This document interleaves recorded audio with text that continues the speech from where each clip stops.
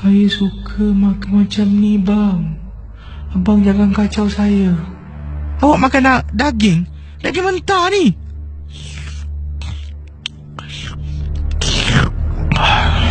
Isteri saya makan daging mentah. Saya masih ingatkan okey ke si?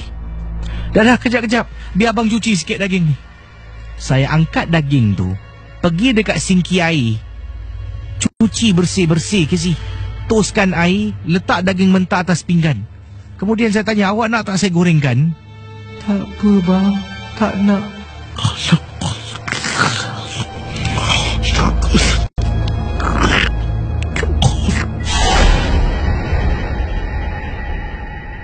Casey dan para pendengar, apa yang saya ceritakan mungkin susah nak percaya. Mungkin anda nampak saya ni lurus bendul. Tapi sememangnya saya adalah orang seperti itu. Saya memang tidak pernah terdedah dengan gangguan-gangguan yang saya ceritakan awal tadi.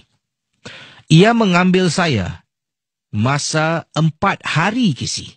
4 hari untuk akhirnya mendapatkan bantuan tukang obat tradisional ataupun pakar perubatan Islam. 4 hari saya tidur dengan isteri, yang mana pada waktu malam saja dia dirasuk. Pada waktu siang hari okey, boleh masak, boleh buat kerja rumah. Masuk waktu maghrib, personaliti isteri saya bertukar menjadi seseorang yang saya tidak begitu kenal.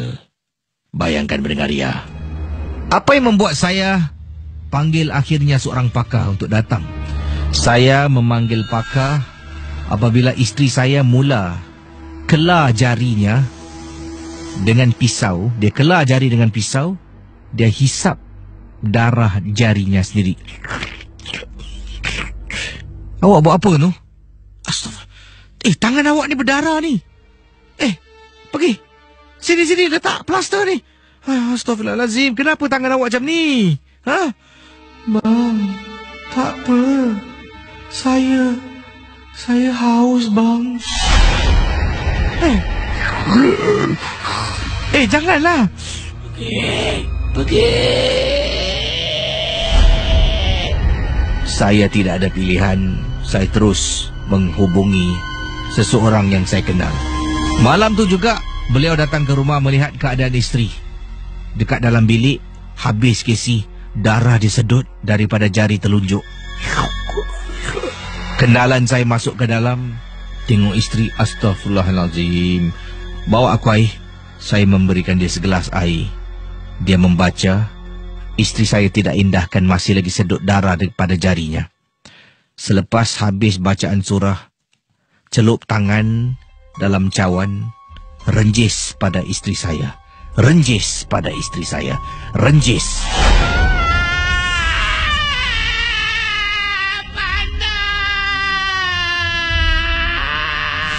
Abang,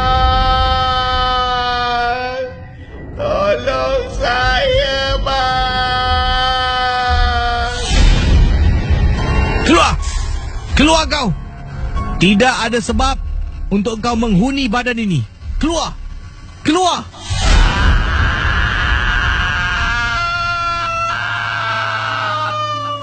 Isteri saya pingsan.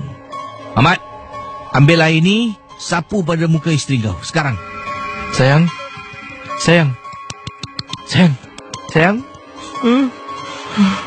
Baru saya nampak wajah isteri saya yang sebenar. Sebelum ini air mukanya bukan air muka wajah isteri. Rashid, kenapa dengan isteri aku ni? Isteri kau kena rasuk. Kena rasuk? Tapi kita tak buat apa-apa pun. Macam mana dia boleh kena rasuk? Itu aku tak tahu. Tapi aku tahu isteri kau dah kena rasuk teruk sampai makan darah sendiri. Dah berapa lama? Aku tak tahu. 3-4 hari. Astagfirullah. 3-4 hari? Kau biarkan?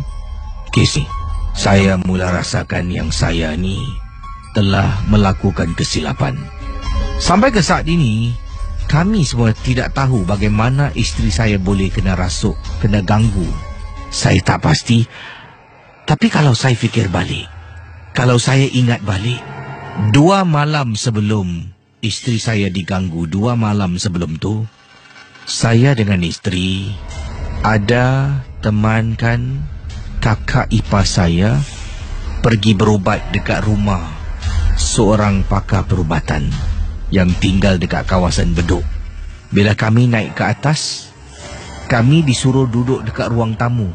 Dekat dalam bilik ada orang tengah dirawat, mengilai terpekik, mengilai, menangis. Hanya selepas sejam orang tu keluar, kakak ipar saya masuk ke dalam untuk dirawat. Kemungkinan ia berpunca dari sana. Okey, yang ini daripada mana tadi ya?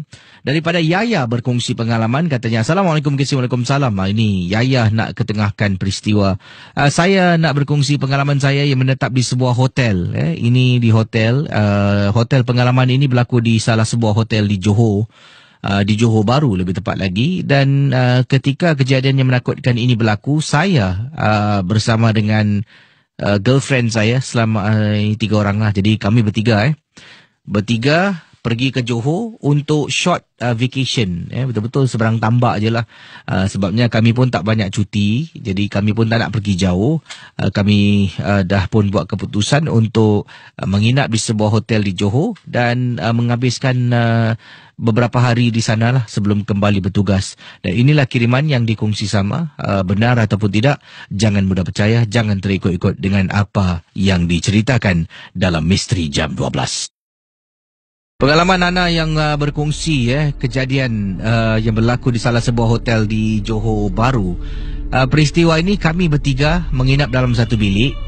Dan bilik yang kami tinggal ni, dia ada connecting room. Maksudnya dalam bilik kami ni ada satu pintu. Kalau pintu tu kita buka, dan bilik sebelah pun ada satu lagi pintu. Kalau bilik sebelah pintu tu dibuka, kita boleh masuk bilik sebelah tanpa menggunakan pintu utama, the main door. Jadi dipanggil ni connecting room. Bilik ni lah. Malam yang pertama kami berada di sana untuk 3 malam. 3 malam bercuti di Johor Bahru. Malam yang pertama saya dengan teman saya, kita ternampak ni, kita terdengar connecting room. Yang mana teman saya pada malam tu, bila kita sedang duduk ni, tiba-tiba dia bangun, dia pergi, ni pintu apa Aku lupa nak tanya dia tadi. Salah seorang daripada rakan saya kata Hana mengatakan, oh ni pintu connecting room Jadi teman saya ni buka pintu ni. Sajalah nak tengok macam mana kan dia buka. Oh, ada pintu lagi Jadi pintu bilik sebelah ni tak ada doorknob. Jadi gagang pintu ni hanya ada pada bilik sebelah. Jadi kita yang ada dekat bilik sebelah ni tak boleh buka lah. Untuk ini adalah ciri-ciri keselamatan yang ada pada connecting room. Jadi teman saya ni dia buka, tengok, seorang lagi teman saya memberitahu, ini pintu connecting room lah. Kalau kau book 2 bilik ni, jadi tak payah keluar. Pintu ni buka, boleh keluar masuk dengan lebih senang lah, mudah. Bila teman saya nak tutup, dekat sebelah, dalam hanya beberapa saat, macam ada orang gegarkan pintu bilik sebelah. Teman saya, tutup pintu. Tutup pintu connecting room tu. Masalahnya, teman saya bersuara, katanya, tu kau buka lagi, kat sebelah ada orang tu. Mungkin dia dengar kau buka pintu ke, privacy lah. Jangan buka lagi lah. Yelah. Jadi dalam pemikiran kita, dekat sebelah ni ada orang. Sebab tu pintu tu bergegar, digoyangkan beberapa kali. Saya dengan teman duduklah tengok TV. Malam tu kita tak keluar, duduk menonton TV sampai kita tidur. Keesokan pagi bangun, sarapan beramai-ramai, dan kita pun nak keluar berjalan-jalan lah untuk shopping, beli barang dan sebagainya. Kita berada di luar dan balik ke bilik hotel sekitar jam 9 malam. 9 malam keluar pada waktu pagi, balik 9 malam dengan barang-barang shopping semua letak dalam bilik hotel. Kemudian apa yang berlaku, seorang dari teman saya ni, dia adalah perokok. Dia keluar daripada bilik, katanya nak isap rokok sebab bilik hotel kami adalah non-smoking room. Dia keluar. Saya dengan seorang lagi teman kata Hana dalam bilik ni lah, tengah duduk tengah masukkan barang-barang dalam luggage, lipat mana boleh lipat, gulung, dan plastik tu kumpulkan ke tepi. Dan kita ada beli minuman, ya. Tekak terasa haus, ada beli minuman. Jadi kita perlukan air batu. Air batu ni ada dekat satu bilik dekat koridor hotel ni. Kena pergi ujung betul-betul dekat tepi lift, dia ada ice room, bilik air batu. Dekat situ ada mesin tu kita bawa satu bekas tu kan, kita boleh ambil air batu dan bawa masuk bilik hotel lah, katanya di sini. Jadi teman saya kata Hana keluar ambil air batu sebab kita nak minum air. Ya, kita ada beli minuman, dah tak sejuk lah dalam botol besar. Dia keluar. Saya pun duduk. Tiba-tiba saya terdengar orang ketuk pintu tau. Dalam hati saya ni, alamak, aku dah cakap tadi, saya kata pada teman, kau nak keluar, pintu tu jangan dikunci lah. Kau letak barang, jadi kau nak masuk senang, tolak aje. Jadi saya ternampak pintu tu tutup. Saya pun bangun, saya buka pintu, saya tengok, tak ada orang. Saya menjenguk dekat luar, teman saya pun tak ada. Siapa yang ketuk Saya kembali nak duduk ni, tengah nak asingkan pakaian yang saya beli awal tadi, ketuk lagi, tuk tuk tuk. Kali ni saya terpandang dekat connecting room. Saya terpandang saya boleh bangun, kata Hana. Bangun, pergi dekat pintu connecting room, saya buka. Ya Allah kisi. Bila saya buka, pintu bilik sebelah pun terbuka. Jadi dua pintu dah terbuka ni. Saya nampak bilik sebelah gelap gelita, tak ada orang. Tak ada orang. Apa lagi, saya pun capai pintu connecting bilik sebelah ni. Saya capai tangan, tarik, boom, tutup. Saya masuk bilik saya, tolak pintu connecting room bilik saya, boom, tutup. Dua pintu dah tutup, bilik sebelah gelap, confirm, pasti tak ada orang. Itu yang saya tahu. Kembali saya duduk. Tengah duduk, kawan saya pun balik dengan air batu. Beberapa minit kemudian seorang lagi kawan balik selepas merokok. Kita pun duduk tengah berbual-bual, cakap-cakap. Tiba-tiba dekat sebelah, bilik sebelah tung tung tung tung tung. Violent pun orang sebelah ni. Saya terdiam. Macam mana saya nak beritahu kawan-kawan saya? Tadi saya ternampak bilik connecting room ni terbuka. Saya tengok bilik sebelah gelap, memang tak ada orang. Memang tak ada orang tinggal. Duduk diam. Tung tung tung tung. Alamak, bising ah. Semalam orang buka pintu dia marah. Sekarang dia pula yang bising. Cuk. Bunyi orang sirik barang hentak-hentak. Pendengar Ria 897 FM. Teman saya naik marah, dia bangun. Kau nak buat apa? Tak adalah, aku nak call front desk ah. Tak boleh ah, bising ah. Teman saya tengah nak dial, saya kata, tak payah. Apa tak payah? Kau tak dengar ke bising? Sebelah bilik ni tak ada orang. Mana boleh tak ada orang? Kau tak dengar ke tadi bising? Tak ada orang, percayalah cakap aku. Tak ada orang. Kau dengar tak? Seri, kau dengar tadi? Saya diam. Front desk angkat. Hello front desk, calling from room ... Ya encik, boleh kita bantu? How may I help you? Tanya front desk tu kepada yang teman saya menelefon, kata Hana. Mungkin front desk bertanya dan dia cakap, bilik sebelah saya, bilik nombor bla bla bla bla, boleh check on them tak? Bising sangat lah. They are making loud noises. Katanya teman saya kata hentak-hentak bunyi ketuk. Okey, letak telefon. Apa front desk cakap? Nanti dia akan get back. Dia akan telefon bilik sebelah. Sooner or later, front desk telefon. Bilik hotel kami. Teman saya angkat. Hello, encik, ni dari front desk. Ya. May I check again bilik nombor sebelah ni? Is it this room? Yes, this room. Tapi encik, bilik sebelah encik tak ada orang tau cik. Bilik tu kosong. Saya terdiam. Teman saya terdiam. Okey cik, terima kasih ya, terima kasih. Letak. Hana. Ya. Mana kau tahu bilik sebelah tak ada orang? Tadi korang semua keluar. Aku dengar orang ketuk pintu. Aku jenguk dekat luar, tak ada orang. Aku nak duduk, tiba-tiba pintu bilik sebelah ni bergegar. Aku buka pintu bilik aku, connecting room aku buka. Bilik sebelah connecting room dah terbuka pintu, tapi gelap, bersih, tak ada orang dekat dalam. Aku apa lagi tarik pintu, tutup pintu. Kau betul kan nampak? Betul. Casey dan para pendengar Ria 897. Hana menceritakan malam tu daripada teman-temannya tengah nak happy-happy bersukaria, semua mempunyai perasaan yang takut. Kita sedang lipat pun kita rasa macam curiga, terpinga-pinga, dan masih lagi kedengaran dekat bilik sebelah orang ketuk beberapa kali. Bila kita dah tahu bilik sebelah ni memang tak ada orang, lebih teruk bunyi yang kedengaran. Akhirnya besok teman saya turun ke bawah. Kami minta tukar bilik. Kami kata tolong nak tukar bilik. Semalam-malam sampai begitu bising, teman saya sampai rekod kasih sound. Dia tak rekod video, dia rekod sound, kasih pihak front desk dengar.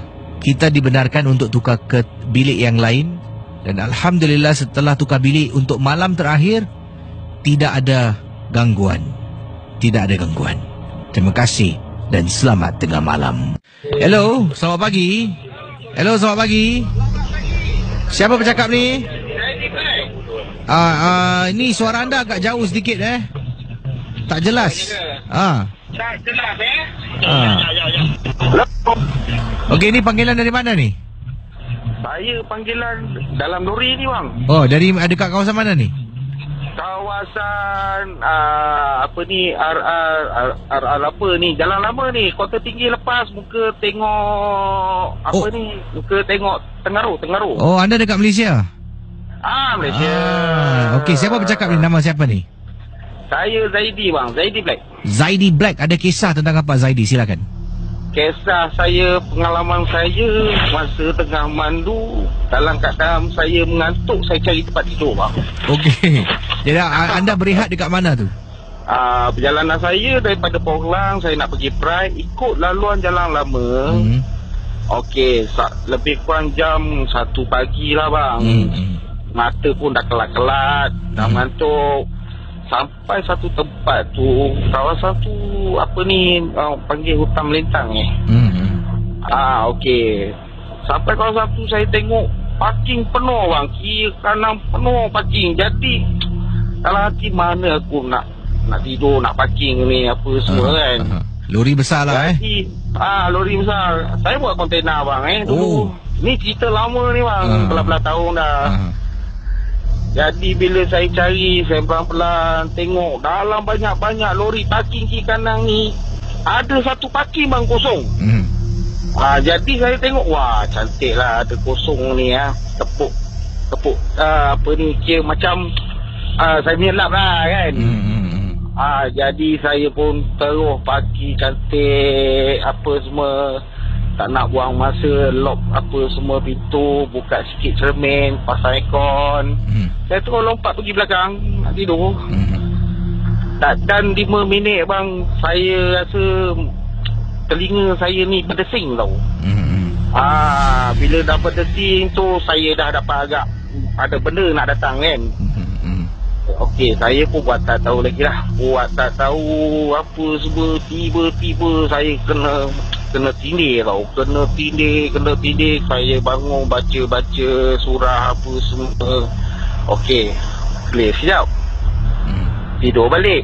Lepas tu dia datang lagi apa semua. Saya baca. Lepas tu saya cakap lah, bang jangan ganggu aku nak tidur.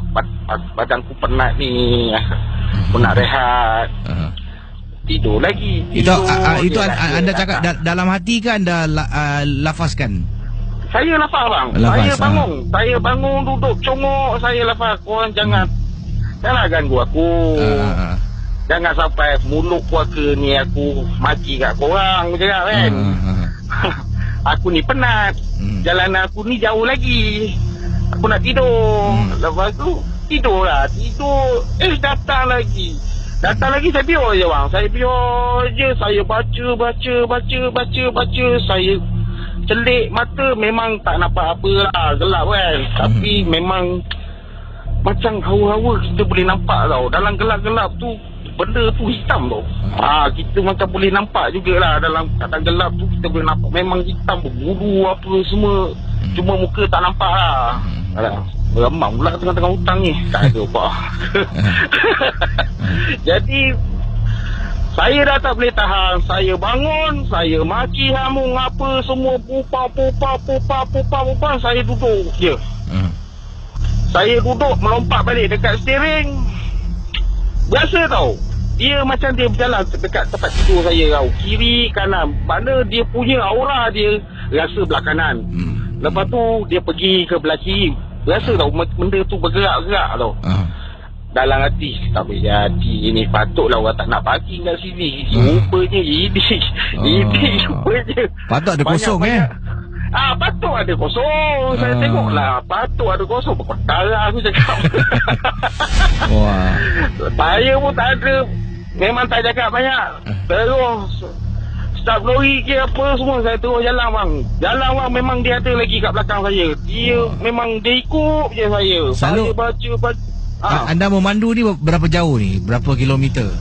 Saya dari Port Klang saya nak pergi Prai bang, Pulau Pinang. Oh, jauh tu.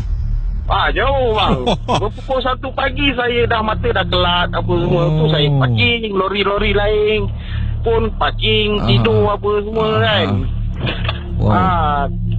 Jadi bila kena macam tu, mata tu terang tau.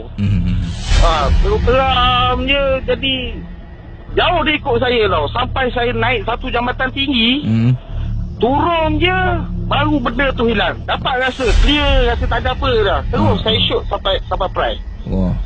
Wah, tu pengalaman saya. Banyak cerita bang. Cuma nak kena ingat balik lah kan. Jadi terima kasih pada selamat memandu pada anda Raja. Terima kasih. Kongkoi ni. Okey, untuk abang-abang trailer semua berhati-hati di jalan raya. Okey, terima kasih. InsyaAllah. Terima kasih. Saya rasa kisah pemandu lori antara kisah yang menarik lah sebabnya khususnya daripada Johor ataupun dari Malaysia ni kan, mereka memandu berpuluh-puluh batu tau.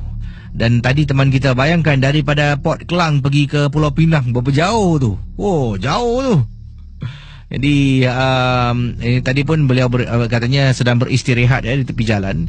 Ada satu kisah juga pemandu lori yang berkongsi pengalaman. Kejap lagi akan saya kongsi hal itu. Kisah daripada seorang pemandu lori. Beliau berkongsi pengalaman sama seperti pendengar kita awal tadi yang bercerita beliau berehat. Ini juga terjadi ketika dia sedang berehat. Katanya Casey, kalau mungkin Casey belum pernah menaiki lori trailer yang besar, dekat kepala trailer ni kepala trailer tu bahagian tempat memandu lah. Kita dipanggil pilot darat memandu lori besar.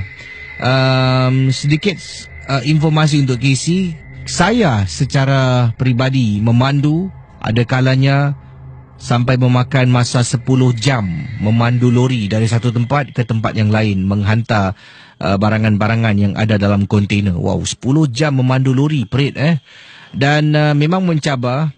Nak kalau kita penat, mengantuk, kita akan berehat. Ya, saya lebih gemar memandu pada waktu malam, tidak banyak kenderaan, tapi cabarannya memandu waktu malam ni adalah penglihatan, dan kedua adalah rasa mengantuk. Dan bila rasa mengantuk ni, setelah memandu 4 jam kita akan rasa penat, kita perlu tidur, berehat setidak-tidaknya setengah jam berehat. Dan kita akan berehat, kita tengoklah RNR paling dekat dengan laluan yang kita pandu ni. Kita tak ada tempat yang khusus untuk berehat. Asalkan RNR tu ada kawasan untuk lori parking, kita akan berehat. Pengalaman saya, peristiwa yang saya alami, percaya ataupun tidak, inilah pengalaman yang diceritakan. Entah benar ataupun tidak, kita dengar sekarang dalam Misteri Jam 12. Jadi kisah tentang beliau berehat, RNR. Ini adalah boleh tak saya sebut nama tempat ni Baik. Ini terjadi dekat RNR, gua sebelah Gua Tempurung. Dia memandu ni menggunakan laluan RNR sebelah Gua Tempurung. Saya ingat lagi, saya letakkan lori saya dekat situ, dah tak tahan mata saya dari tadi memandu terkebil-kebil terkelip-kelip. Jadi akhirnya boleh saya tanya kepada para pendengar, kalau yang sedang mendengar sekarang ini, RNR Gua Tempurung ni terletak di negara mana ataupun negeri mana? RNR Gua Tempurung terletak di negeri mana? Boleh kongsi dengan saya. Mungkin terletak dekat negeri Selangor ke, dekat Johor ke, dekat Kelantan ke, Kedah ke, tak tahulah. Tapi ini RNR sebelah Gua Tempurung. Beliau berkongsi, saya letakkan lori saya dekat RNR Gua Tempurung ni, dah tak tahan, terlampau mengantuk sangat. Waktu tu sekitar jam 2.30 pagi, 2.30 pagi. Ada juga beberapa lori lah yang diletakkan dekat kawasan RNR ni. Mungkin seperti saya lah sedang berehat. Saya pun apa lagi, matikan enjin, turunkan tingkap kiri dengan kanan, terus masuk dekat belakang ni. Bahagian belakang lori kepala trailer ni, kita ada macam tempat kita berehat. Memang dihususkan untuk baring. Siap ada tilam dengan bantal, Casey. Saya pun lompat dekat belakang, keluarkan handphone, saya kunci jam, set alarm. Saya letakkan dalam masa 45 minit nak berehat. Jadi kita letak timer lah. Letak handphone ke tepi, saya pun baring. Casey tahu, trailer ni, kepala trailer tinggi, tingkapnya tinggi. Orang kalau berdiri tak boleh nampak. Sebabnya trailer ni besar dan tinggi. Saya tengah baring, terus terlelap dan tertidur. Saya terbangun kerana tersedak. Tengah tidur ni tersedak. Apabila saya buka mata saya, tersedak, dan saya tiba-tiba terbau harum dalam lori saya. Tiba-tiba bau harum tau. Pastinya bau harum ni datang dari luar, sebab bila saya tidur, saya turunkan tingkap kiri dengan kanan. Pendengar Ria 897 FM, saya cuba lelapkan mata. Tiba-tiba saya ternampak dekat tingkap sebelah pemandu, Casey. Dengan jelas saya nampak ada orang sedang berdiri dan sedang memandang ke dalam lori saya. Persoalannya, macam mana orang tu boleh berdiri? Sedangkan lori saya ni tinggi. Jadi saya nampak ada orang tengah berdiri sambil terjenguk-jenguk masuk, terjenguk-jenguk nak tengok dalam lori saya. Pada waktu tu saya dah bersembunyi di belakang tempat duduk lori. Nasib baik belakang tu ada langsir. Saya hanya silap langsir dan ternampak susuk tubuh. Saya menunggu lebih kurang dalam 3 hingga 5 minit, Casey, bersembunyi dekat belakang. Dia masih menjenguk-jenguk, terjenguk-jenguk. Kemudian saya dapat lihat daripada tingkap sebelah pemandu, dia bergerak ke tingkap depan. Dia jalan, dia pergi ke tingkap, dia pergi ke tingkap penumpang sebelah kiri. Kali ini saya dah tak nampak. Sebabnya saya berada di posisi yang mana hanya boleh tengok tingkap sebelah, iaitu sebelah pemandu, dan tingkap depan, cermin depan. Saya tak tahu dia ke mana. Saya tunggu. Nasib baiklah sebelum saya tarik langsir nak keluar ni, saya ternampak dia bergerak lagi. Dia bergerak, dia pusing jalan depan lori, kemudian jalan di sebelah tingkap pemandu. Kemudian saya nampak dalam seminit dia pusing dan dia terus jalan berlalu pergi. Waktu tu saya tarik nafas lega. Saya perlahan-lahan keluar, saya tengok benda tu dah tak ada. Saya naikkan tingkap, hidupkan enjin dan terus memandu untuk teruskan perjalanan saya. Casey, kawasan perhentian sebelah Gua Tempurung, ini adalah tempat RNR untuk kita berehat ni. Sini memang banyak sejarah seram. Casey cuba type dekat Google, pasti akan ada kisah seram berkaitan dengan RNR Gua Tempurung. Satu kisah benar ataupun tidak, jangan mudah percaya. Ini merupakan rumah sakit berhantu. Ini rumah sakit berhantu ini adalah pengalaman daripada Maulana yang berkongsi. Assalamualaikum Mas Casey. Waalaikumsalam Mas Maulana. Saya pendengar tegar dari Indonesia, memang gemar mendengar rancangan Misteri Jam 12. Saya katanya ingin berkongsi kisah rumah sakit yang berhantu di Tanjung Balai, Indonesia. Kalau sebut rumah sakit dekat Tanjung Balai, Mungkin ramai juga yang pernah ke sini akan tahu tentang rumah sakit yang menyeramkan ini. Saya salah seorang pasien yang pernah menetap di rumah sakit ini untuk 2 minggu kerana ada katanya di sinilah kemalangan yang beliau hadapi. Jadi dipendekkan cerita, Maulana berkongsi pengalaman dalam ward ni, yang mana saya sedang tidur pada waktu malam. Tiba-tiba di sebelah saya ni, katil ni, ya, sememangnya katil pasien di sebelah saya tidak ada orang. Katil tu kosong. Dah masuk 2 hari kosong. Sebabnya saya dah berada di sana waktu tu dah 8 hari, ya. Jadi dia duduk sana selama 2 minggu. 8 hari saya dah berada dekat hospital di ward yang sama. Dan 2 hari sebelum tu memang saya ada teman di sebelah, seorang pasien. Pasien ni seorang lelaki yang sudah berusia, dan lelaki ini telah pun meninggal dunia. Jadi 2 hari kemudian, katil di sebelah saya, katanya di sini kelihatan lelaki yang sudah meninggal ni seolah-olah hidup kembali dan sedang berada di katil sebelah. Jadi katanya beliau ni sedang baring, ya, dan sedang memandang ke arah katil sebelah yang kosong, dan lalu tertidur buat seketika, ya, tertidur. Jadi bila sadar, terperanjat, ternampak ada orang, katanya kaget bila ternampak di hadapannya ada orang lah.